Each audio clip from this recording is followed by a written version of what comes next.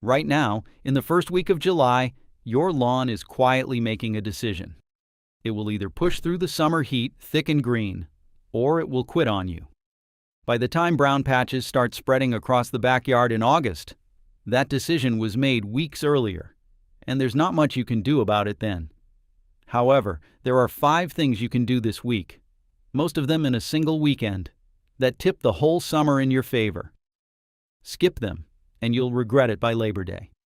If we haven't met, my name is Larry, and I've spent the better part of 40 years learning what makes a lawn thrive, first on my own half-acre, and then on just about every yard on my street once the neighbors started knocking. July is the month that separates the lawns that make it from the lawns that don't. The summer heat is peaking, the rain gets stingy, crabgrass seed is germinating along every driveway, and beetle grubs are hatching in the soil right under your feet. Your grass will face more stress in the next 6 weeks than in the rest of the year combined. But stressed grass is not doomed grass. A lawn with deep roots, a tall mowing height, and a smart watering schedule will cruise through a heat wave that turns the yard next door into shredded wheat. And it comes down to 5 simple habits you can lock in this weekend. No lawn service truck required. So grab a glass of iced tea, and let's walk through it together. Thing number 1 happens at your mower and costs you nothing. Thing number 2 is about your sprinklers and the single watering mistake that breeds fungus in July. Thing number 3 is the weed patrol, because spraying weed killer the wrong way this month hurts your grass more than the weeds ever did. Thing number 4 is a 5-minute check under the turf that can save whole sections of your yard. And thing number 5 is the fertilizer question, where doing nothing might turn out to be the smartest move you make all summer. Thing number 1. Raise your mowing height today. Walk out to the garage and look at where your mower deck is set, because odds are it's too low for July. A short lawn was fine in the mild days of spring. In summer heat, a short lawn is a suffering lawn. If you're growing a cool season grass like tall fescue, Kentucky bluegrass, or perennial rye, raise that deck to 3.5 or 4 inches, which is the top notch on most residential mowers. Warm season grasses like Bermuda and zoysia run shorter by nature, but even those appreciate going up 1 notch during the hottest stretch of the year. And don't worry, a lawn at 3.5 inches doesn't look like a hayfield. It looks like the deep green carpet on a golf course rough, and it photographs better than any scalped yard on the block. Taller grass works like a canopy of tiny umbrellas over the soil. That shade keeps the ground cooler and slows evaporation, so the water you put down actually stays where the roots can drink it. And the roots themselves respond to the height. Grass roots roughly mirror what happens above ground.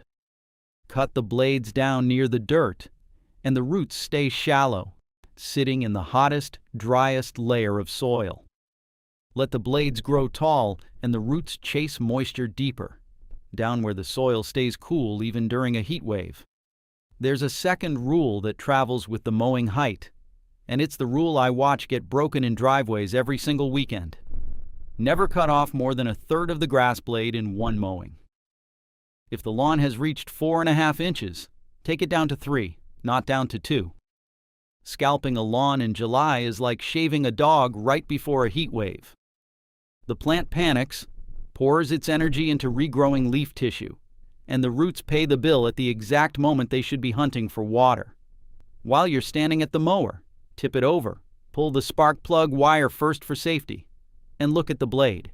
A dull mower blade doesn't slice grass, it tears it, and torn tips turn gray and brown within a day or 2. A whole lawn cut with a dull blade looks drought-stressed, even when it's had plenty of water, and every ragged tip is an open door for disease. A sharp blade makes a clean cut that seals up quickly. Trust me on this one. 20 minutes with a file, or a $10 sharpening at the hardware store, is worth more to your lawn in July than a whole bag of fertilizer. A few more quick habits while we're on mowing. Mow in the early morning or the evening when it's cool, never in the blazing middle of a 90-degree afternoon, because freshly cut grass loses water fast in that kind of heat.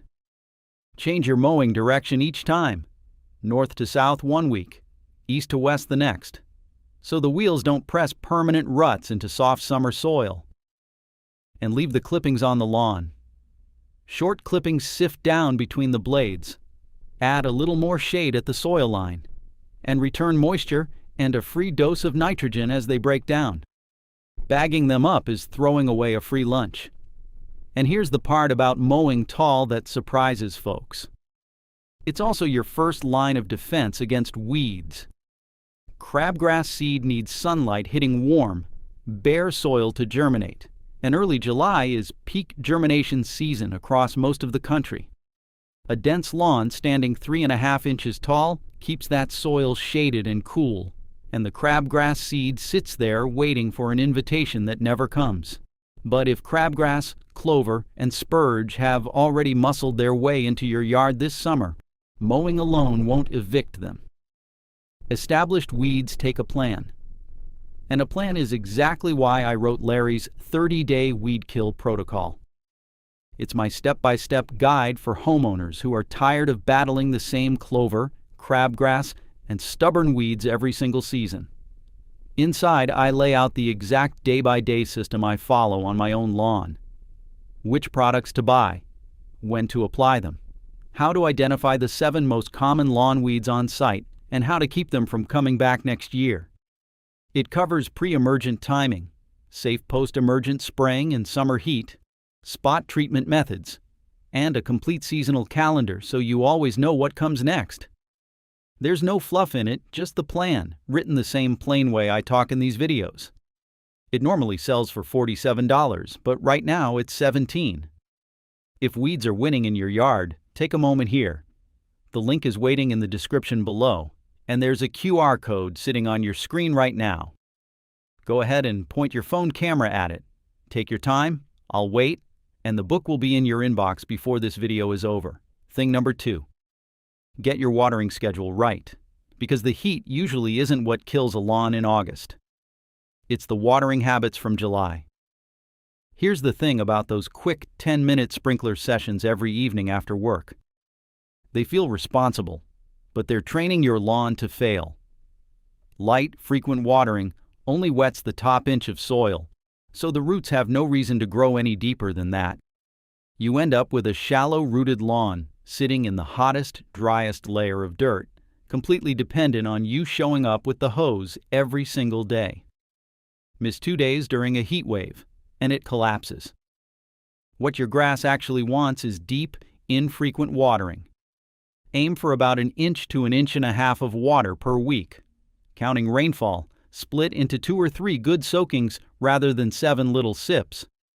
A deep soak pushes moisture 5 or 6 inches down into the soil, and the roots follow it. That's how you build a lawn that shrugs off a week of 95-degree afternoons while the turf across the street crisps up.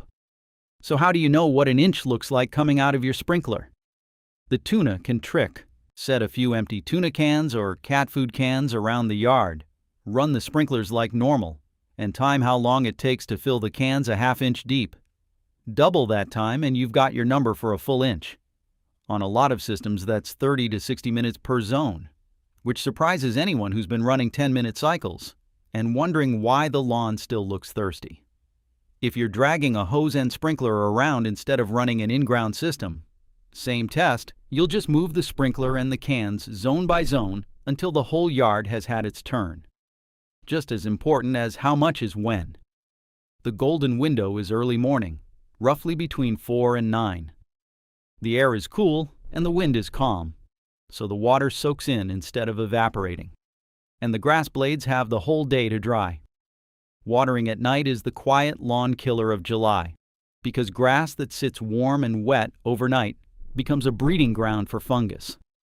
Brown patch and dollar spot show up as round, straw-colored circles creeping across the yard, and once a lawn fungus gets rolling in humid weather, you are in for a long, expensive fight. Water at dawn, and you sidestep the whole mess. If your town has watering restrictions, work within them, but keep the sessions deep and early on the days you're allowed. Between waterings, let the lawn tell you how it's doing. Take a walk across the grass in the evening. Healthy turf springs back up behind you. Thirsty turf lies flat, and you'll still see your footprints pressed into the lawn 10 minutes later, like tracks in fresh snow. Blades that fold in half lengthwise and take on a dull blue-gray color are sending the same message. Those are your signals to water the next morning. And if you truly can't water enough this summer, whether that's restrictions or a well-running low, don't panic and don't yo-yo. A healthy lawn can go dormant, turn tan, and survive for weeks, the same way a bear sleeps through winter. The trap is bouncing it in and out of dormancy with random waterings, which burns through the plant's energy reserves. Pick a lane. Either water deeply and consistently, or let the lawn sleep and give it about a ½ inch every 2 or 3 weeks, just enough to keep the crowns of the plants alive. It will wake up green when the cooler fall rains arrive. Now, while you're out there at dawn with a cup of coffee watching those sprinklers run, that's the perfect time for thing number 3. Thing number 3. Run a weed patrol, but keep the big tank sprayer in the garage. Because July is the month when weed killer can do more damage than the weeds if you use it wrong. On that morning walk, really look at what's growing. July's usual suspects are easy to learn. Crabgrass sprawls out flat from a center point like a lime-green starfish, usually along driveway edges and sidewalks where the soil runs hottest. Spotted spurge creeps low and dense with tiny leaves, each one marked with a little red dot, and it bleeds a milky white sap when you snap a stem. Clover shows up as soft patches of round, 3-part leaves with white flowers the bees can't leave alone. And nutsedge is the imposter, standing taller than everything else 2 days after you mow, with glossy V-shaped blades and a stem that feels triangular when you roll it between your fingers. Grass stems are round. If it rolls like a Toblerone bar, it's sedge.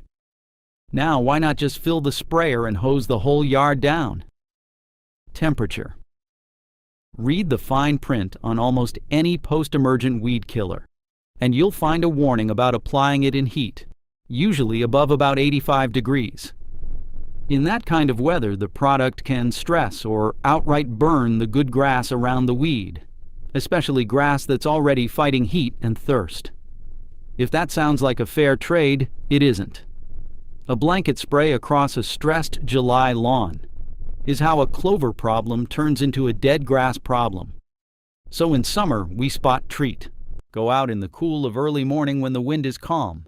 Hit individual weeds with a small pump sprayer or a ready-to-use bottle, and leave the healthy lawn alone. Better yet, for scattered weeds, pull them by hand the day after a rain or a deep watering, when the soil is soft and the whole root slides out like a loose tooth. It's oddly satisfying work with a coffee in the other hand, and it costs you nothing. A couple of special cases before we move on. Nutsedge laughs at regular broadleaf weed killer, so don't waste product on it. It needs a sedge-specific herbicide from the garden center, and it will say sedge right there on the label. And crabgrass that's already big and established is genuinely tough to kill in midsummer without collateral damage. On a brutally hot week, the smart play is to hand-pull the biggest plants before they drop seed, and one mature crabgrass plant can drop thousands of seeds. Then make a note on the calendar, because the real crabgrass war is won with a pre-emergent barrier in early spring. July is simply when you get to see exactly where next year's battle lines will be. One more small habit while weeds are going to seed. Bag your clippings on any mowing pass over a weedy patch, so the mower isn't broadcasting seed heads across the rest of the yard. Whatever you do, don't skip the patrol. Every weed out there right now is racing to set seed before fall, and 10 minutes of pulling this week can save you from hundreds of weeds next June. Remember, that tall, thick, deeply watered lawn we've been building is already doing most of the defense. Your job in July is catching the few invaders that slip through the canopy. And speaking of invaders, there's a decent chance something is eating your lawn from below right now, completely out of sight. This next check takes 5 minutes, and it explains those mystery dead patches that show up even on lawns that get plenty of water. Thing number 4. Peel back the turf and check for grubs, because July is hatching season. All those Japanese beetles and June bugs you've seen bumping into the porch light lately have been busy. The females tunnel a couple of inches into your lawn to lay their eggs, and from mid-July into early August, those eggs hatch into white grubs. Picture a plump larva about the size of your thumbnail, soft white body, brown head, curled up in the soil like the letter C. Each one feeds on grass roots, and a big enough crowd of them will mow your lawn from underneath.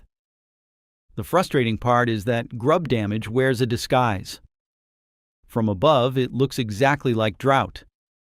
Irregular brown patches that spread through late summer, no matter how much you water. So the homeowner waters more, the patches keep growing, and the real culprits stay hidden an inch below the surface. But grub-damaged turf gives itself away if you know the tells. The dying patches feel spongy underfoot, like walking on fresh carpet padding. Because the roots have been chewed off, the turf peels back like a rug with hardly any effort, and the wildlife will often find the grubs before you do.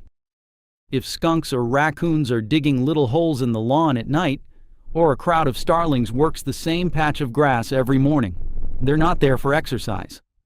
They're eating. So here's the check, and it's simpler than you think. Take a flat shovel, cut a flap of turf about 1 foot by 1 foot on 3 sides, and peel it back like opening a book. Look through the top few inches of soil and count the white grubs you find. Then lay the flap back down and step on it so it re-roots. Do this in 2 or 3 spots, especially near the edge of any browning area. Finding a grub or two is completely normal. A healthy lawn can feed a few freeloaders without ever showing it. But if you're counting 5, 6, or more in a single square foot, it's time to act. But here's the detail that catches folks out: timing. July and early August is when a curative grub treatment actually works, because the grubs are small, hungry, and feeding right near the surface where the product can reach them. Wait until late September, when the damage is obvious and the grubs have grown fat and started digging deeper for winter, and that same bag of grub killer barely dents them. If the flap test comes up bad, treat this month. Water the product in well so it reaches the root zone. And jot a reminder for next June to put down a season-long preventative before the beetles ever lay their eggs again. One more pest deserves a mention while we're down at ground level, and that's the chinch bug. These show up in the hottest, driest corners of the yard, usually along driveways, sidewalks, and the sunny south side of the house. And the damage looks exactly like drought stress, except watering doesn't fix it. There's an old school test for them too. Cut both ends off a coffee can, push it a couple of inches into the soil at the edge of a struggling patch, and fill it with water. Give it 5 minutes. If chinch bugs are working that spot, you'll see the little black insects with white wing markings float up to the surface. If they show, a targeted lawn insect treatment over the affected areas will stop the spread. Which brings us to the last one, thing number 5. And it's the place where I watch the most good intentions go up in smoke, sometimes literally burning stripes into a lawn. Thing number 5. Put down the fertilizer spreader until you know which kind of lawn you own. A heavy summer feeding is the most common self-inflicted lawn wound I see in July, and it usually comes from the best of intentions. The lawn looks a little pale, the garage has half a bag of spring fertilizer left over, and spreading it feels like doing something helpful. But whether feeding right now helps or hurts depends entirely on the type of grass under your feet. If you're not sure what you're growing, there's an easy tell. Cool season lawns stay green deep into fall and struggle through August. Warm season lawns green up late in spring and absolutely love the heat. If you're still stumped, snap a close-up photo of your grass and show it to the folks at the local garden center. They'll know in 5 seconds. If you live up north with a cool season lawn, tall fescue, Kentucky bluegrass, perennial rye, your grass right now is an athlete trying to run a marathon inside a sauna. Summer heat pushes those grasses into a defensive, slow-growing state, and that's exactly where they should be. Dumping quick-release nitrogen on them forces a flush of tender top growth. The roots can't support in the heat, burns the lawn easily, and ends up feeding the weeds and the fungus more than the grass. Hold that big feeding until September, when the cool nights return and the roots can actually use it. That fall meal is the most important one of your lawn's entire year, and July nitrogen just steals from it. If the pale summer color bothers you in the meantime, there's a safe trick. A chelated iron product gives cool season grass a deep green color within days, without pushing growth and without the burn risk. Trust me on this one, iron in July, nitrogen in September. If you live down south with a warm season lawn, Bermuda, Zoysia, St. Augustine, Centipede, it's a different story, because July is your grass's favorite month of the year. Warm season grasses do their strongest growing in summer heat, and they can absolutely take a light feeding right now. Follow the rate on the bag or go a touch lighter, and lean toward a slow-release product so the lawn gets a steady meal instead of a sugar rush. And a few rules apply to every lawn, north or south. Never fertilize a drought-stressed or dormant lawn, because you will scorch it. So if you've let the yard go tan for the summer, the spreader stays parked. Apply fertilizer to a dry lawn, then water it in with about a ½ inch so the granules melt down to the soil instead of sitting on the blades. Time the application ahead of a mild stretch of weather, not the Friday before a 100-degree weekend. And when you're finished, sweep any stray granules off the driveway and sidewalk back onto the grass, partly because that's paid for product going to waste, and partly because whatever washes into the storm drain ends up in the local creek. Get the feeding question right, and you've closed the loop on all 5. So let's put the whole July plan on the calendar, because everything we covered fits into one ordinary weekend. Friday evening, pull the spark plug wire, sharpen or swap the mower blade, and raise the deck to its summer height. Saturday morning, mow tall and leave the clippings. Then set out the tuna cans, run the sprinklers to dial in your watering time, and lock in 2 or 3 deep early morning soakings a week. Sunday morning, coffee in hand, walk the yard. Pull the easy weeds while the soil is soft. Spot treat the stubborn ones while the air is cool. Cut a flap or 2 of turf and count grubs, and make your fertilizer call based on the grass you own. Iron up north, a light feeding down south, nothing at all on a dormant lawn. And notice how each piece protects the others. The tall mowing shades the soil, so every gallon of water lasts longer. The deep watering builds a root system that grubs and heat can't wipe out overnight. The thick, healthy turf crowds out the weeds, so the patrol stays a 10-minute chore instead of a summer-long war. Remember that decision your lawn was making at the start of this video? You just made it for it. Come August, when the yards up and down the street have gone crunchy and brown, yours will be the one people slow the car down to look at, and they'll swear you must be paying somebody.